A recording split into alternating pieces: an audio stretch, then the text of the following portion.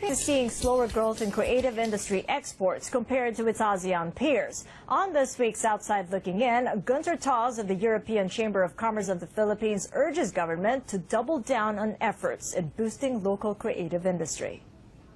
The Philippines lags behind some ASEAN markets in promoting creative industry exports. According to the United Nations Comtrade database, Manila's creative exports industry rose only 8% from 2007 to 2017, compared to Jakarta's over 50% and Hanoi's whopping 217%. A weak performance, considering the Philippines and its ASEAN neighbors only make up at least 9% of the global creative exports industry. Gunter Taws, president of the European Chamber of Commerce, attributes this to the lack of government support for the industry. If you look at it again, it boils down to principally a lack of government support. Thailand put up a creative design center in 2013. Indonesia put it up in 2014. Malaysia just came up with a 5-year plan. While in the Philippines, yes, TTI has started to create a so-called creative department there, or design center of the Philippines, but it leaves a lot to be desired. There needs to be a lot more decisive moves in order to move this industry forward. And while ECCP is helping companies like Interlace, a Cebu-based firm combining new technology with the traditional weaving, its owner, Francis Dravigny, admits his company is still not able to compete with other firms abroad. I cannot compete with China. I cannot compete with India, because they have its own technology.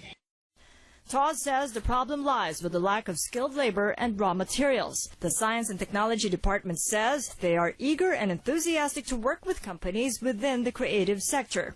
DOST Secretary Fortunato de la Peña says his agency has developed technologies for processing materials like fiber, rubber, bamboo, forest products, and some minerals.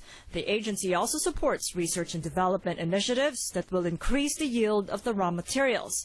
But De La Peña admits they can only take care of processing the raw materials gathered.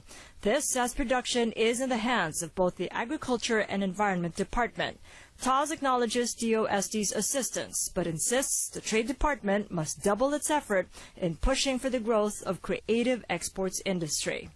It is really TTI who should be supporting this industry, and they have to a certain extent over the years. But again, what is needed is more development, more funding into further develop materials, find material sources, train people, make sure that people understand what needs to be done. So it all boils down to education, education, education.